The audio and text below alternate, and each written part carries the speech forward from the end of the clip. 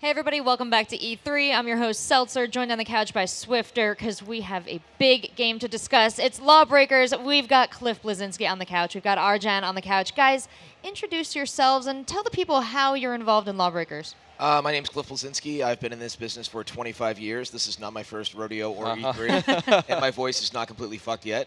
I'm the CEO and co-founder of Boss Key Productions, and we're a team of about 65 people now. Wow.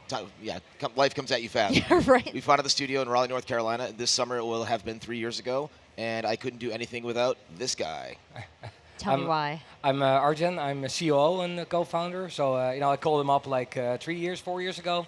Kind of to just get him out of retirement and get his lazy ass in shape. So we started the studio together. So I do a lot of things, management stuff, but also do a lot of programming and stuff. So make the game run really fast and all that. He does all the real work. He basically runs the company, and then he pulls me aside. And he's like, "Oh, I made it so you can scale the HUD." And I'm like, "Good God, you're still hands-on, man. This is crazy."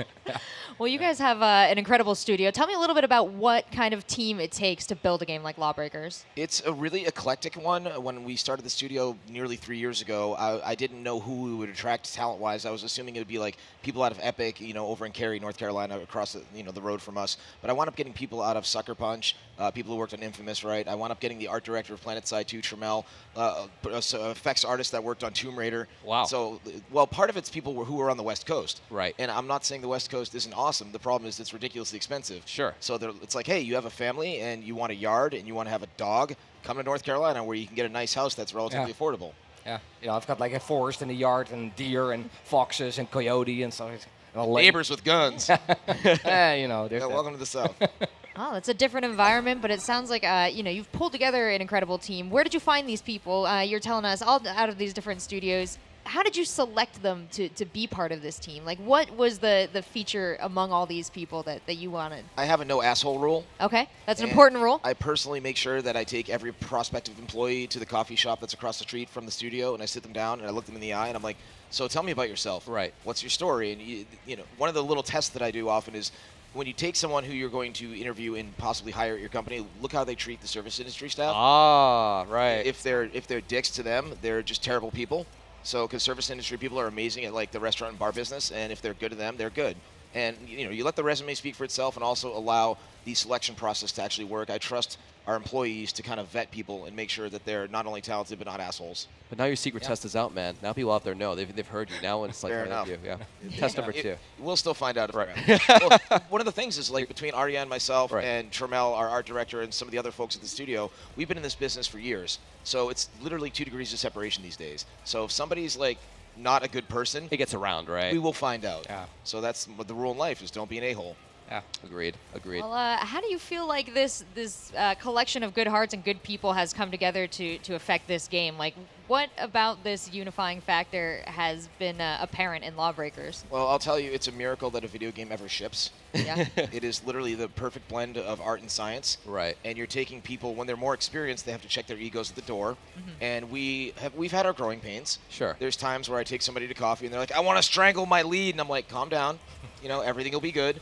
You're at an independently owned studio making an original intellectual property. It's a ton of fun. And when we have play tests, everyone's rushing to the lab to play the game. These are good things. You're not living in Burbank working on Call of Duty 46. No offense to Call of Duty. No, exactly that, right? People really feel ownership and pride about kind of making this, right? And that's something that we came up with, right? Everybody's ideas are valid, right? And we're listening to everybody instead of like some other company that made the game first and then you're making like sequel and all that stuff, right? So people are like super excited about doing that, right? And there's not many opportunities because, look at the amount of number 2, 3, 4 or whatever around us, right? It's all these sequels always. All right. And to our publisher's credit, Nexon, they were like, they don't come to me and be like, hey, I played a game with crafting the other day. Can you put crafting in the game? Or more exploding barrels, or you need more characters with purple hair. There's never any of that, which, this guy's worked at other publishers. I have as well. And it's like, it's really free and clear in regards to the creative process. Well, with all these considerations, how long has it taken you to make this game? When did you start, and how close are we to the end?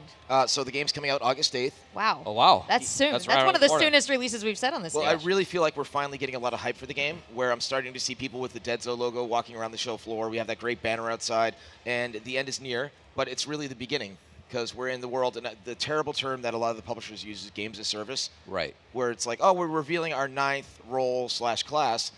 Is it the final one? No, I've already played the 10th one, which will be available after launch for free.